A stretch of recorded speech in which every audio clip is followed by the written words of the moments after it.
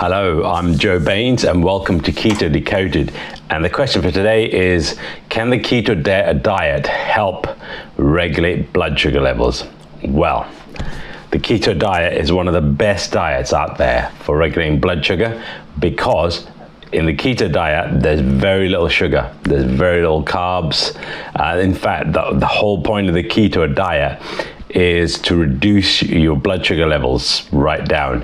And most metabolic diseases, by the way, the big factor in any of your metabolic diseases like diabetes, high blood pressure, Alzheimer's, PCOS, any of those things, is elevated blood sugar levels. And the keto diet basically removes that. It removes blood sugar levels from your diet so that you don't get these big spikes. And I've been keto for almost 10 years now, and my blood sugar levels just don't do that